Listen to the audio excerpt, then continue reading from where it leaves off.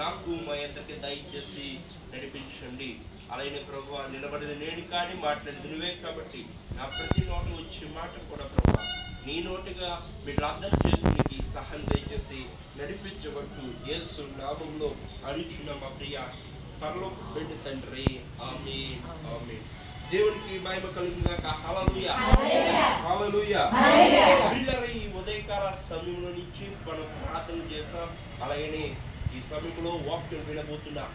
పిల్లరా, ఈ ఉదయకాల సమయంలో దేవుడు మన అందరికీ మంచి ఆరోగ్యం ఇచ్చి ఈ సమయంలో మనందరినీ కూడా ప్రవేశపెట్టిన దేవునికి మహిమ కలుగుగాక. హల్లెలూయా. మొదటిగా దేవాతి దేవునికి వందనాలు. ఇప్పుడు వచ్చిన మీ అందరికి కూడా మా హృదయపూర్వకమైన వందనాలు. ఈ పిల్లరా, ఈ క్రిస్మస్ నెల అంతటి కూడా జనులందరికీ ఏంటంటే మంచి పండుగ దినము. ఈ పండుగ దినము జరుపుకుంటున్నారు.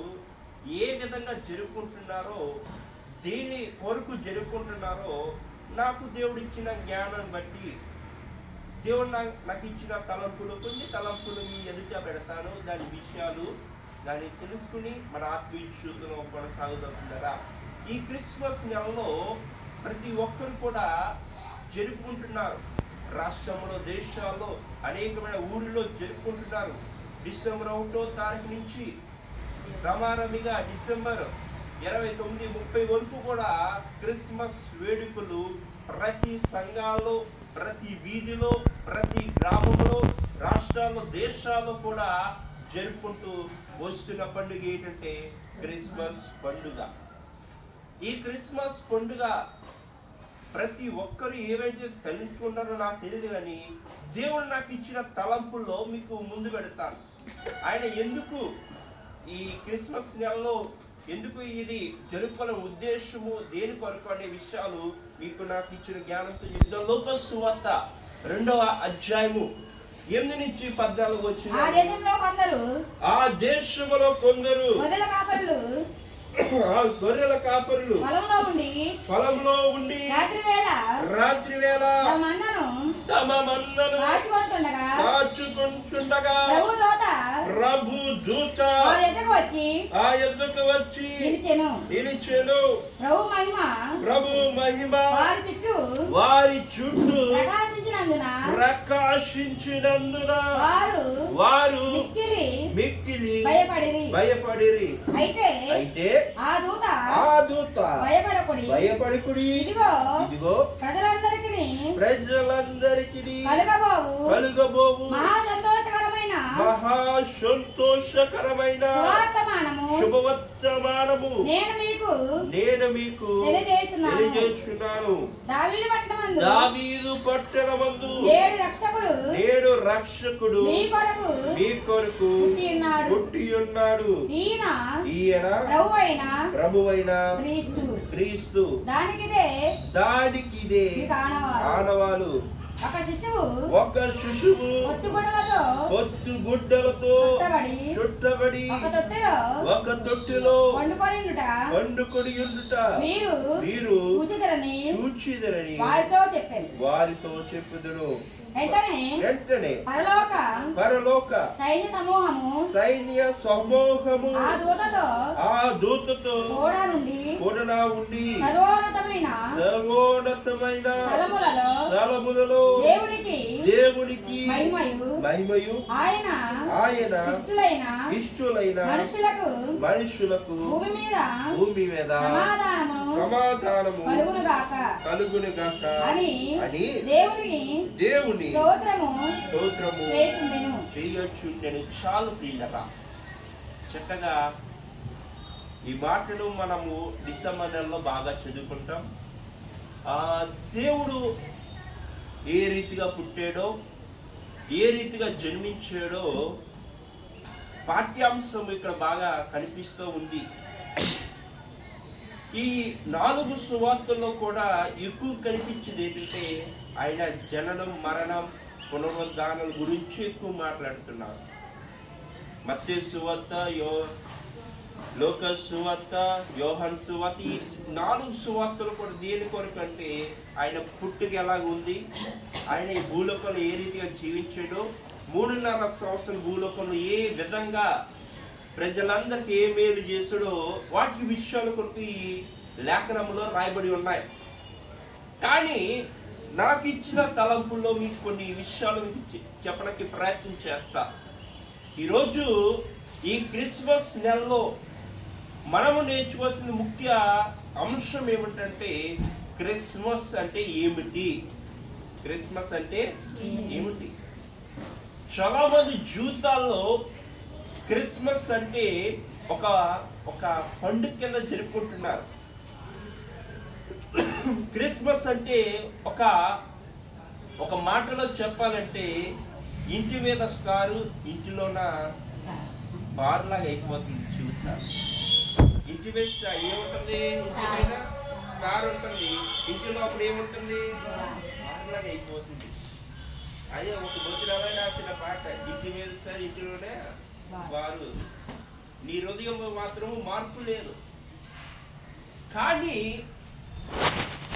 ఈ మధ్యాహ్న సమయంలో మీకు చెప్పబోయే ఈ విషయాలు మొదటగా క్రిస్మస్ జరుపుకుంటున్నావు. కానీ ఆ క్రిస్మస్ ఎందుకు జరుపుకుంటున్నావో ఒక 5 విషయాలు చెప్తాను మీ అందరికి కూడా.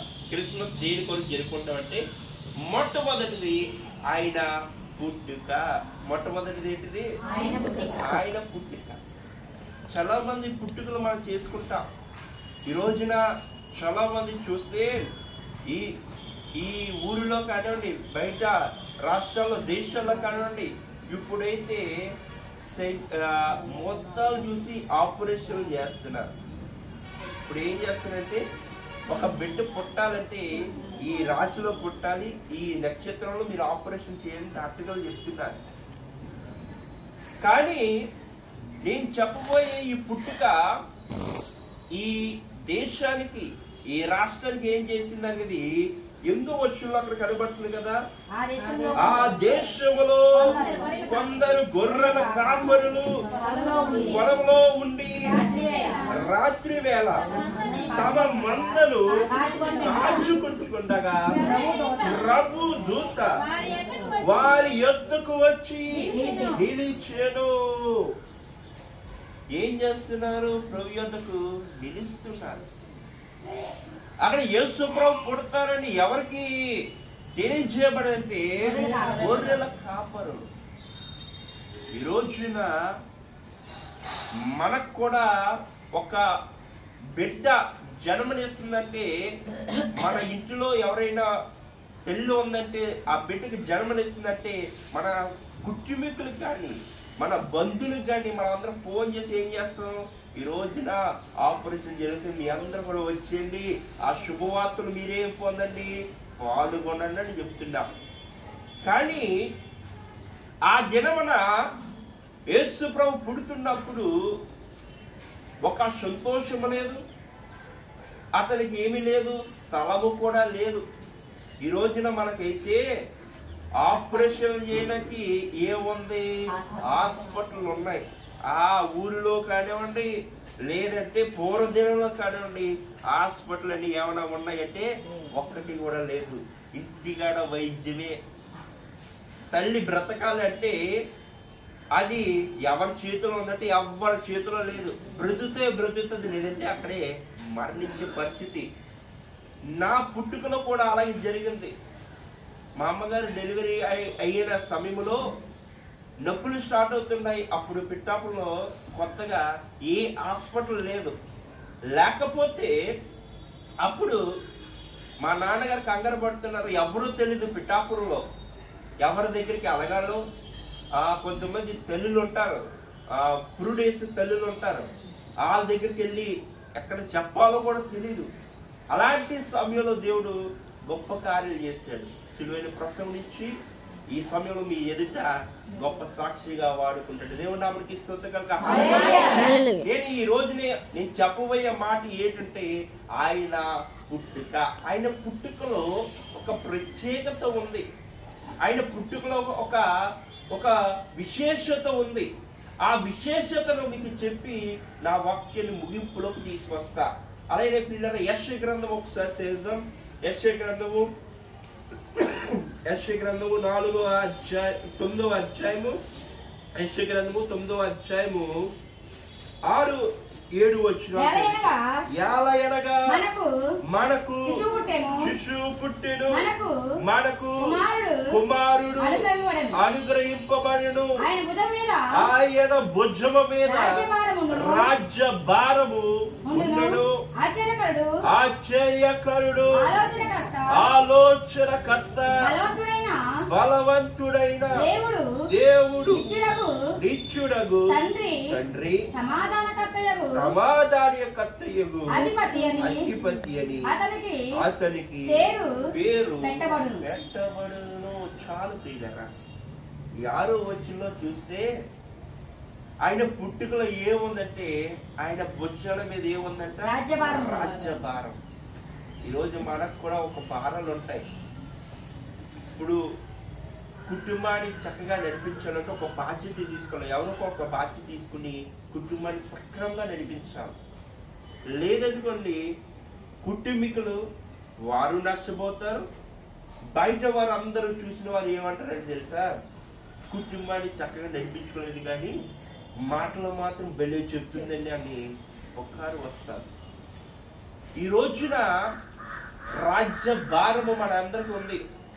ఈ రోజున భారాలు మోస్తున్నాం. ఈ భారాలు మోస్తున్నప్పుడు చాలా మందికి బాధలు వస్తాయి, కష్టాలు వస్తాయి. చాలా మంది ఇంట్లో వారే ఏం చేస్తారు తెలుసా, బాధ పెడతారు. నువ్వేం చేస్తావు, ఖాళీగా ఉంటున్నావు, ఇంటికని మేము డబ్బులు వేస్తుంటే నువ్వు అలా చేస్తున్నావు కదా, కష్టం అంతా మాదే కదని చెప్పే వాళ్ళు కూడా ఉంటారు ఇంట్లో. కానీ యేసు ప్రభువు వారి పేరుకి అర్థం ఏంటంటే రాజ్యభారము మోస్తున్నాడు. అక్కడ కింద లైన్లో ఉంది కదా, ఆశ్చర్యకరుడు, ఆలోచనకర్త. ఈ రోజున రాజ్యాన్ని, ఒక ఊరిని, ఒక రాష్ట్రాన్ని మెయింటైన్ చేయాలంటే, అక్కడ ఉన్న వాళ్ళందరినీ లోటుపాట్లు తెలుసుకోవాలంటే ఆలోచనది ఉండాలి. ఒక విషయం మేము చెప్తా, ఈ సంఘాన్ని నేను నడిపించాలంటే నాకు మొట్టమొదటి ఏం కావాలండి, ఆలోచన ఉండాలి. ఆలోచన లేకపోతే ఏదైనా చేశాను అనుకోండి, మీరు సరిగ్గా ఉండరు, నేను కూడా సరిగ్గా ఉండలేను. నేను మొదటిగా ఏం చేయాలి, ఆలోచన చేయాలి. ఇది కరెక్ట్ అయిన పనా, మందిరంలో నేను ఇది మంచిగా చేస్తానని ఉద్దేశంలో నేను వెళ్తే అది మంచి అవుతుంది. తర్వాత ఆలోచనకర్త, అక్కడ బలవంతుడైన దేవుడు. ఈ బలాన్ని మొదటిగా ఆలోచన చేస్తే తర్వాత బలం ఎవరిస్తారు, దేవుడు ఇస్తారు. ఈ రోజున ఒక్క విషయం చెప్తా, నేను మీ అందరి మీద పోల్చుకుంటే చాలా బలహీనుడు. కానీ ఈ బలహీనుడు ఏం చేస్తుంటే బలవంతుడి కింద ఇక్కడ వాక్యపోయి చెప్పే ధన్యత దేవుడి ఇచ్చే కేవలం ఏంటంటే ఆయన పరిచయంలో నేను ఉన్నాను. కాబట్టి ఈ రోజున మీరు కూడా ఆ భారాన్ని పెట్టుకుని ప్రతి శుక్రవారము ఆదివారం కూడా ఆ భారాన్ని మోసుకుంటూ వస్తే తర్వాత వెళ్తున్నప్పుడు బలంగా దేవుడు నిన్ను గృహాన్ని చేరుస్తాడు. దేవునామానికి స్తుతిగాక హల్లెలూయా. కింద నిత్యుడగు తండ్రి, సమాధాన కర్తయగు అధిపతి అని అధికారిగా ఉండాలంటే, ఒక వ్యక్తిని అధికారిగా నిర్మించాలంటే వారి సహనం చూసి, వారి ఓపికను చూసి మన అధికారిని పిలుస్తున్నాం. లేదా ఓపిక లేకుండా ఆయన అధికారిని పిలుచగలవా? పిల్లలేము. ఆయన ఓపిక చూస్తాం, ఆయన సహనం చూస్తాం. కింద ఇంకా విషయాల్లోని చెప్తే జాగ్రత్త వినండి. మొట్టమొదటిగా ఆయన ఒక పశువుల పాకలో జన్మించాడు. మొట్టమొదటి ఏంటంటే ఈ భూలోకానికి ఈ క్రిస్మస్ నెలలో జరుపుకున్న ఉద్దేశం ఏంటంటే ఆయన పుట్టుకలో ఒక ప్రత్యేకత ఉంది. ఏంటంటే ఆయన ఆలోచనకర్త, బలవంతుడైన దేవుడు, నిత్యుడైన తండ్రి, సమాధానకర్త. ఈ రోజున నువ్వు కూడా పుట్టినావు, మన పితరులు పుట్టారు, మనము కూడా పుట్టాం, మన బిడ్డలు కూడా పుట్టారు. కానీ వారందరిలో మనలాగా యేసు ప్రభులాగా ఆలోచన ఉందంటే లేదు. ఈయన ఏం కొరకు జన్మించాడంటే జనాల్ని ఏం చేయడానికి, రక్షించడానికి పుట్టాడు. ఈ రోజున ఆయన పుట్టుకలో ప్రత్యేకత ఉంది. రెండో విషయం చెప్తే సమయం లేదు కాబట్టి క్లుప్తంగా చెప్తే జాగ్రత్త వినండి. రెండోది ఏంటంటే ఆయన యొక్క ప్రేమ. ఆయన యొక్క ప్రేమ. ఈ రోజున భూలోకంలో అనేక మంది ప్రేమిస్తున్నారు, కానీ వారి ప్రేమ ఎలాంటిదంటే స్వార్థంతో కూడిన ప్రేమ. ఈ ప్రేమలు చూడండి, ఈ రోజున నా దగ్గర విపరీతంగా డబ్బులు ఉన్నాయనుకోండి, ఆ డబ్బులు బట్టి మీరందరూ కొంతమంది ఏం చేస్తారంటే, మీరు కాదు కానీ బయట వాళ్ళ గురించి చెప్తున్నా, కొంతమంది ఏం చేస్తారంటే డబ్బులు ఉన్నాయి కదా ఆయన వాడుకుని వదిలేద్దామని చెప్పేసి బిడ్డలు కూడా ఉంటారు. అలాగని ప్రేమించి మోసం చేసేవారు ఉంటారు. ఎంతో మంది ప్రేమతో దగ్గరయ్యి ఎంతగానో మోసంలోకి దానంతా కోల్పోయే వారు కూడా ఉన్నారు ఈ భూలోకంలో. కానీ ఆయన ఎందుకు ఈ భూలోకంలో మొదటిగా పుట్టాడు, రెండోది ఎందుకు ప్రేమిస్తున్నాడో యోహాను సువార్త 3వ అధ్యాయము, యోహాను సువార్త 3వ అధ్యాయంలో 16వ వచనంలో ఉంటది కదా, దేవుడు లోకమును ఎంతో ప్రేమించెను కాగా ఆయన తన అద్వితీయ కుమారుడిగా పుట్టిన వానియందు విశ్వాసముంచు ప్రతివాడును నశింపగా నిత్య జీవము పొందినట్లు ఆయనను అనుగ్రహించెను. ఈ రోజున ఆయన ప్రేమ ఎలాంటిది? నిస్వార్థం లేని ప్రేమ. లోకంలో ఉన్న వాటికంటే దేవుని ప్రేమ చాలా ఎక్కువైనది. ఈ భూలోకంలో ప్రేమిస్తున్నారు. ఈ రోజు నీ భర్త ఉన్నారు, నీ బిడ్డలు ఉన్నారు, లేదంటే నీ బంధువులు ఉన్నారు. నీ డబ్బును చూసి ప్రేమించవచ్చు, లేదంటే నీ దగ్గర ఉన్న ఏదో విషయాల గురించి ప్రేమించవచ్చు. కానీ దేవుడు నేను ప్రేమిస్తుంది ఏంటంటే ఆయన స్వాచ్ఛంగా ప్రేమిస్తున్నారు. ఈ రోజు నీ దగ్గర ఏది ఉన్నా ఏది లేకపోయినా ప్రేమించేవారు ఉన్నారంటే అరుదు. చాలా మంది తక్కువే. చాలా మంది జీవితాల్లో ఏదైనా ఉంటే ప్రేమిద్దాం, ఏదైనా ఉంటే చూద్దాం అని చెప్పేసి పరిస్థితుల్లో ఉంటారు. ఒక్క విషయం చెప్తా, కొంతమంది స్త్రీలు ఏం చేస్తారంటే ప్రేమిస్తారు. ఎప్పుడు ప్రేమిస్తారంటే మీరు కాదు కానీ బయట వాళ్ళు నేను చెప్తా. భర్తని ఎప్పుడు ప్రేమిస్తారంటే ఒక బయటకు వెళ్తున్నప్పుడు ఎక్కడైనా షాపింగ్ ఏమైనా కనిపిస్తే చాలు, ఏమండి ఐ లవ్ యూ అని చెప్తారు. ఎప్పుడు అంటే ఆ షాపింగ్ లో ఏదో ఒక వస్తువు కొనాలని చెప్పేసి నేను ప్రేమిస్తున్నానని చెప్తా ఉంటారు. ఆ దేని కొరకు ప్రేమిస్తున్నారు? నిజంగా ప్రేమిస్తున్నారు కానీ ఆ వస్తువు కొరకు ప్రేమిస్తున్నారు. అంటే ఎలా ఉందో తెలుసా? అప్పుడప్పుడు ప్రేమించడం, అప్పుడప్పుడుకి ఆ వస్తువు అయిపోతే ఐ హేట్ యూ అంటున్నారు. ఏమన్నారు? నువ్వంటే నాకు వద్దు, ఇష్టం లేదు, నువ్వు వద్దు అని చెప్తున్నారు. కానీ యేసు ప్రేమ ఎలాంటిది? ఈ 3వ అధ్యాయంలో 16వ వచనంలో ఏమన్నాడు? దేవుడు లోకమును ఎంతో ప్రేమించెను. ఈ లోకాన్ని ఎందుకు ప్రేమిస్తున్నాడో తెలుసా?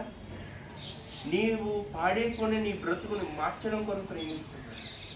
ఈరోజు నువ్వు తప్పుడు అడిగి వేస్తున్నావే, ఈరోజు మన పిల్లలు తప్పుడు అడిగి వేస్తుంటే, రే నువ్వు వెళ్ళే దారి మంచిది కాదురా, సరిగ్గా చూసుకోరని చెప్పేసి మన పిల్లలు చెప్తాం. అదే మనం తప్పుడు అడుగులు వేస్తుంటే దేవుడు ఈ లోకాన్ని ప్రేమించి మన కొరకు ఆయన పుట్టాడు, మన కొరకు ప్రేమిస్తూ ఉన్నాడు. ఈరోజు కష్టాలు వస్తే నిన్ను ఎవరు ప్రేమించకపోవచ్చు, కానీ దేవుడు మాత్రం నిన్ను ఎక్కువగా ప్రేమిస్తాడు.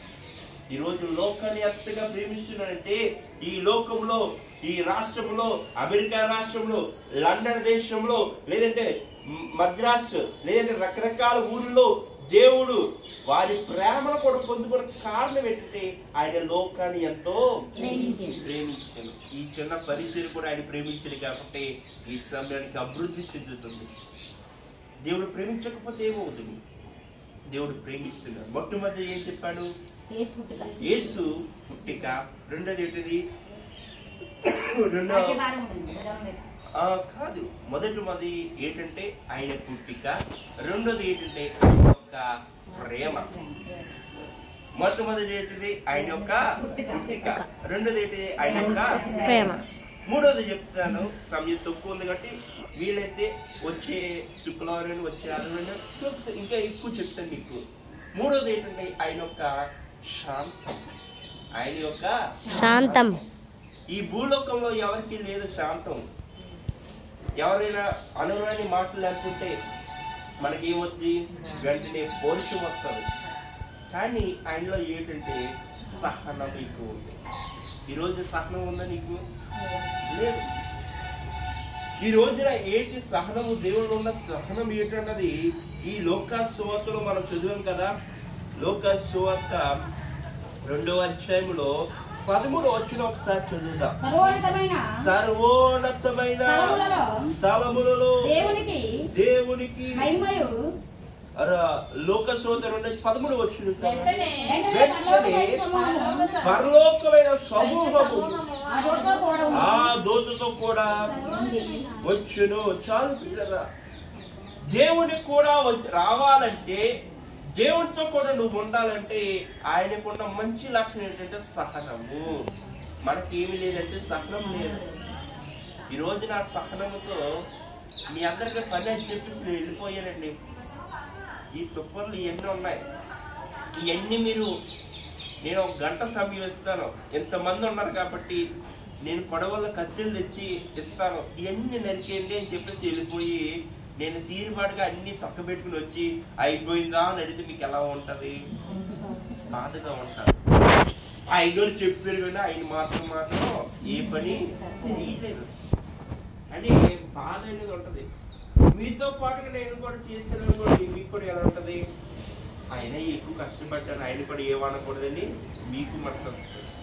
అలాగే దేవుళ్ళలో కూడా మనము కూడా ఉన్నాం అనుకోండి. ఈ రోజున ఆయన పుట్టుకలో ప్రత్యేకత చూస్తాం, ఆయన ప్రేమలో ప్రత్యేకత చూస్తాం, ఆయన సహనములు కూడా ప్రత్యేకత మనం చూస్తున్నాం. కారణం ఏంటంటే ఆయన యొక్క సహనం ఎలాంటిదంటే ఈ భూలోకాన్ని రక్షించిన కొరకు. ఈ రోజున భూలోకంలో మనం అందరిని కూడా ఏం చేయాలి? రక్షించిన కొరకు. ఎఫెసీయులకు రాసిన పత్రిక ఒక్కసారి చేద్దామా? ఎఫెసీయులకు రాసిన పత్రిక 2వ అధ్యాయము 2వ అధ్యాయంలో 17వ వచనం ఒక్కసారి.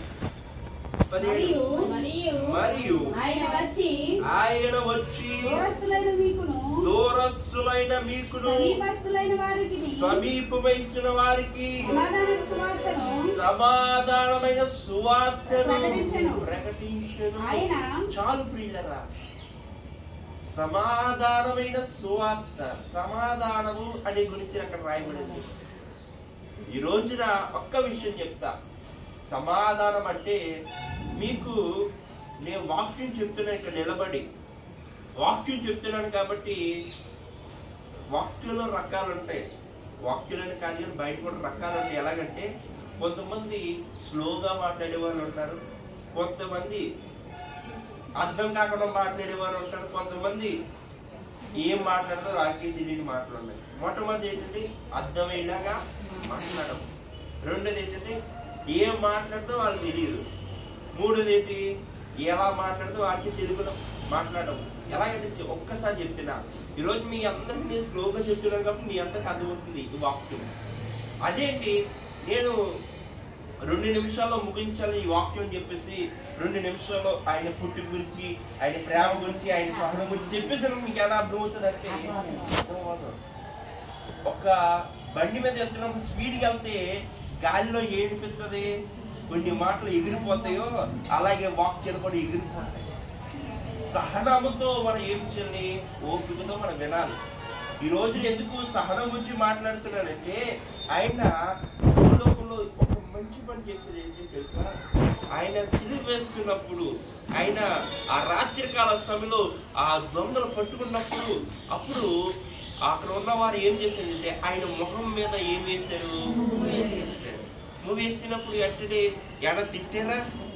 సహనంతో ఏం చేశాడు? తుడుచుకున్నాడు. మనం ఏం చేస్తామంటే వెంటనే అంత లోకు అయిపోయినా నీకు అని చెప్పేసి మనం ఏం చేస్తాం? మన కోపాన్ని వారి మీద ప్రసరిస్తాం. కానీ దేవుడు ఏం చేశాడు తెలుసా? సహనం. అలాంటి సహనం ఇంకో విషయం కూడా మీకు చెప్తా. గాంధీజీ గారు మీకు అందరూ తెలుసు కదా, గాంధీజీ, మహాత్మా గాంధీ గారు. ఆ గాంధీ గారు ఏం చేసేవారని తెలుసా? ఒక చెంప మీద చూపించి ఇంకో చెంప చూపించమని చెప్పేవారు. అలాగే యేసు ప్రభు వారు కూడా మత్తయి సువార్తలో 6వ అధ్యాయంలో కూడా చెప్పారు కదా, ఒక చెంప నీ కన్ను అబద్ధం వస్తే ఆ కన్ను తీసేయమన్నారు. చేయి అబద్ధపడితే ఆ చేయి తీసేయమన్నారు. ఏది అబద్ధపడితే అది తీసేయమని యేసు ప్రభు వారు కూడా చెప్తారు. ఈ రోజున గాంధీజీ గారు ఈ భూలోకంలో ఒక మంచి పేరుగా పొందిన కారణం ఏంటంటే ఆయన సహనమే ఈ భూలోకానికి మంచి పేరు ఇచ్చింది. అక్టోబర్ 2వ తారీఖున మనం జరుపుకున్న గాంధీజీ ఎందుకంటే ఆయన సహనం గురించి, ఆయన ఓపిక గురించి మాట్లాడుకుంటున్నాం. ఈరోజు అటువంటి సహనము నీలో ఉంటే దేవుడు మంచి ఆశీర్వాదాలు ఇస్తాడు. 4వ విషయం చెప్తాను. 4వ విషయం మొట్టమొదటి ఏంటిది? ఆయన యేసు యొక్క పుట్టిక, ఆయన యొక్క ప్రేమ, ఆయన యొక్క సహనం. ఈ 3 విషయాలు క్లుప్తంగా చెప్తాను. ఈ 4వ విషయం కూడా ఒక క్లుప్తంగా చెప్తా. ఆయన యొక్క మరణం, ఆయన యొక్క మరణం. ఈ రోజున అనేక మందికి మరణాలు వచ్చి ఆ మరణాలు ఎక్కడా రాయబడలేదు. ఈ రోజున మనం కూడా మన పితరులు మరణించారు, కానీ ఎక్కడైనా బుక్ లో రాయబడ్డదా? ఎక్కడైనా రాయబడలేదు. కానీ ఈ యొక్క మరణము అనేకమైన దగ్గర పెదవులతో మాట్లాడుతున్నారు, అలాగే బైబిల్లో చదువుతున్నారు, పురాణాల్లో రకరకాల వాటిలో చూస్తున్న కారణం ఏంటంటే ఆయన యొక్క మరణము ప్రత్యేకత ఉంది. ఆయన యొక్క మరణము ప్రత్యేకత ఉంది. ఆయన ఎందుకు ప్రత్యేకత ఉందంటే మత్తయి సువార్త 16వ అధ్యాయంలో 24వ వచనంలో ఉంటది. ఒక్క మాట చెప్పి నేను ముగిస్తాను. చిన్నరా, అప్పుడు యేసు శిష్యులను చూచి ఎవడైనను నన్ను వెంబడింపకోరినా ఎడల తన్ను తాను ఉపేక్షించుకొని తన సిలువనెత్తుకొని నన్ను వెంబడింపవలెను. చాలు ప్రియులారా, అక్కడ ఏం మాట ఉందంటే ఉపేక్షించుకునిట. తను తాను ఏం చేయాలి? ఉపేక్షించుకునిట. తను తాను పరీక్షించుకోవాలి. ఏదైనా ఒక పనిని చేస్తున్నట్టే అది మంచిదా కాదని తెలుసుకోకుండా ఏదో వచ్చిందని చెప్పి తెలియకపోతే ఏమైనా అవుతుందా? అవ్వదు. తను తాను పరీక్షించుకుంటే ఏదైనా అవుతుంది. ఏదైనా మంచిగా ఆలోచించాలి. దేవుడు కూడా ఏం చేస్తాడంటే ఇది జరుగుతుందా లేదని ఆ ఉపవాస ప్రార్థన చేశాడు. 40 దినాలు ఉపవాసం ఉండి, యేసు ప్రభువు 40 దినాలు ఉపవాసం ఉండి ఆ కొండ మీద ప్రార్థన చేయడానికి వెళ్తున్నప్పుడు తను తాను పరీక్షించుకున్నాడు. అది నేను చేయగలనా? నేను కూడా మానవుడే, తండ్రి నీకు ఇష్టమైన పాత్రగా నేను మార్చుకొని ఏమి చేశాడు యేసు ప్రభువు? ప్రార్థన చేశాడు. ఆయన పరీక్షించుకున్నాడు. ఈ రోజు మనం కూడా పరీక్షించుకోవాలి. ఆయన పుట్టుకలో ఎందుకు ప్రత్యేకత ఉంది? ఆయన ప్రేమలో ప్రత్యేకత ఎందుకు ఉంది? ఆయన ప్రశాంతతలో ఎందుకు ప్రత్యేకత ఉంది? కారణం ఏంటంటే ఆయన ప్రతి దానికి కూడా సమయము కలదు అని ఓపికతో ఉన్నాడు. ఈ రోజు కూడా నీ సహనముతో ఓపికతో మనం ఉంటున్నామా? సమయం వస్తుంది ప్రతి ఒక్కరు కూడా సమయం వస్తుంది. ఆ సమయంలో మనం ఏం చేయాలంటే ఓపికగా ఉండాలి. ఈరోజు ఒక మాట చెప్తా, చాలా మందికి ఏమీ లేదంటే ఓపిక లేదు. ఒక పని చేయనమ్మా అని చెప్తే సులువైన పద్ధతి చెప్పండి, ఆ పని చేసి వెళ్ళిపోతామని చెప్తున్నారు. అలాగనే పనికిరాలు పని చేసే ప్రయత్నాలు అన్నిటి కూడా సులువైన వచ్చేసినాయి. ఇప్పుడు స్టేజ్ అయినా మందిరాన్ని శుభ్రం చేయండి. ఆనాటి కాలంలో ఏం చేశారంటే ఎక్కడికో నూరు దగ్గరికి వెళ్ళి తోడుకుని మందిరం దగ్గరికి వచ్చి ఒకళ్ళు నీళ్ళేసేవారు, ఒకళ్ళేమో చీపెట్టుకుని చేసేవారు. కొంతమంది అలా చేసేవారు. ఇప్పుడా వెంటనే మోటార్ దగ్గరికి ఇచ్చేయడం, ఇలా పై పెట్టడం, ఇలా తుడిచేయడం అయిపోతుంది. సులువైన పద్ధతులు. కానీ ఈ పద్ధతులైనా వచ్చినాయి, కానీ దేవుడు మాత్రం ఏం చేశాడు తెలుసా? ఆయన దేవుడు చెప్పిన విధంగానే చేశాడు. ఈ రోజున ఆయన మరణం కూడా ప్రత్యేకత ఎందుకు వస్తుందంటే ఆయన మరణించినప్పుడు కూడా నా కోసం ఏడద్దు, నీ కోసము పిల్లల కోసము ఏడుడి అన్నాడు. అది కేవలం ఎందుకో తెలుసా? చాలా మంది జీవితాల్లో అనుకుంటారు, చాలా మంది ఎవరైనా తెలివి వస్తుంటే నా కోసం ఎడుగుతున్నారు లేదా, నేను చేసినట్టు నా కొరకు వచ్చారా, ఎవరైనా నా కోసం ఆ పప్పలు తెచ్చారా, లేదంటే అవి తెచ్చారా, ఇవి తెచ్చారా కొంతమంది చెప్పుకుంటారు. కానీ యేసు వారు ఇది నాకు తండ్రి పెట్టిన బాధ్యతని నెరవేర్చారు. ఈ రోజున మందిరంలో కూడా నీకు ఒక బాధ్యత ఉంది. ప్రతి ఆదివారం రావాలనే ఒక బాధ్యత, ప్రతి శుక్రవారం రావాలనే బాధ్యత. నీకు ఎన్నో పనులు ఉండొచ్చు, చెప్పాలంటే నాకు కూడా బోలేని పనులు ఉన్నాయి. మానుకుని ఎందుకు ఇక్కడ ఉన్నానంటే దేవుడు ఒక నా బాధ్యత పెట్టాడు, ఆ బాధ్యత నేను నెరవేర్చాను. ఈ రోజున ఆయన మరణంలో ఒక ప్రత్యేకత ఉంది. ఎందుకు తెలుసా? మన కొరకు ఆయన ఏమయ్యాడంటే కలువరి శిలువలో ప్రాణం పెట్టాడు. ఈరోజు నీ కొరకు నీ కుమారుడు ప్రాణం పెడతాడా? లేదంటే నీ కొరకు నీ కుమార్తె ప్రాణం పెట్టగలదా? ఎవరు పెట్టలేదు. ఆయన మన కొరకు ఏం పెట్టాడంటే తన ప్రాణాన్ని బలిగా పెట్టాడు. ఒకటి తప్ప 40 దెబ్బలు తిన్నాడు. ఆయన ముఖం మీద ఉమ్మేయించుకున్నాడు. ఆయన ముళ్ళ కిరీటం పెడుతున్నప్పుడు ఎంతగానో సహించుకున్నాడు, ఎంతగానో బాధపడుతున్నాడు. కానీ నా ప్రజలు రక్షించని ఉద్దేశంతో తన బలి అయిపోయి మనకు. కాబట్టి నువ్వు కూడా ఆయన ప్రేమలో ఉన్న ప్రత్యేకతను చూడాలి. ఆయన యొక్క మరణంలో ప్రత్యేకత ఎందుకుందంటే ఎవరైనా ఈ భూలోకంలో నీ కొరకు చనిపోయేవారు ఎవరైనా ఉన్నారంటే లేరు, కానీ దేవుడు ఒక్కడే ఉన్నాడని గమనించండి. అందుకే ఆయన మరణం కూడా ఏముంది? ఆయన యొక్క మరణంలో కూడా ప్రత్యేకత ఉంది. మొట్టమొదటిది ఆయన పుట్టుకలో ప్రత్యేకత ఉంది, ఆయన ప్రేమలో కూడా ప్రత్యేకత ఉంది, ఆయన సహనంలో కూడా ఏముంది? ప్రత్యేకత ఉంది. ఆయన మరణంలో కూడా ఏముంది? ప్రత్యేకంగా ఉంది. కానీ 5వ విషయంలో నేను చెప్పవలసిన మాట ఏమిటంటే ఆయన మరలా మన కొరకు ఏమేయండి తిరిగి. ఈ రోజున ఒక్క విషయం చెప్తా. మన పితరులు ఉన్నారండి, మన పితరులు చనిపోయారు, వారు మరలా తిరిగి బ్రతుకుతారంటే నో గ్యారంటీ, చెప్పలేము. అది మన బిడ్డల మన కన్నా బిడ్డల ద్వారా పుట్టొచ్చు, లేదంటే పుట్టకపోవచ్చు. కానీ దేవుడు మరలా ఏం చెప్పండి? మరలా మన కొరకు తిరిగి జన్మించాడు. అందుకని ఆయన పుట్టుకలో ప్రత్యేకత ఉంది, ఆయన ప్రేమలో ప్రత్యేకత ఉంది, ఆయన సహనంలో ప్రత్యేకత ఉంది, ఆయన మరణించడంలో కూడా ప్రత్యేకత ఉంది, ఆయన పునరుద్ధానంలో కూడా ఏముంది? ప్రత్యేకత ఉంది. చాలా మంది రాష్ట్రాల్లో దేశాల్లో ఎవరైనా పుట్టిన వారు మళ్ళీ జన్మిస్తారంటే ఎవరు లేరు. కానీ దేవుడు ఒక్కటి నిన్న నేడు నిరంతరము ఏకరీతిగా ఉన్న దేవుడు. ఈ మాటల ద్వారా మీరు ఏం పొందారంటే ఆయన పుట్టికలో ప్రత్యేకత ఉందని గమనించండి, ఆయన ప్రేమలో ప్రత్యేకత ఉందని గమనించండి, ఆయన సహనంలో ప్రత్యేకత ఉందని గమనించండి, ఆయన మరణంలో ప్రత్యేకత ఉంది, ఆయన పునరుద్ధానంలో కూడా ఏముంది?